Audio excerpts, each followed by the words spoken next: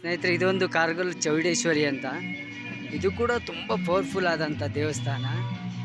ಈ ದೇವಸ್ಥಾನ ಕೂಡ ನಿಮಗೊಂದು ತೋರಿಸ್ತೀನಿ ನಾನು.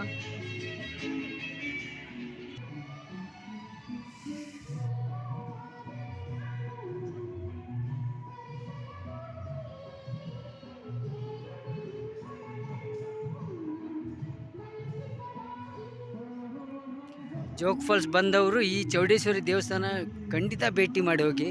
ಇದು ಕೂಡ ತುಂಬ ಪವರ್ಫುಲ್ ಆದಂಥ ದೇವಸ್ಥಾನ ಇದು.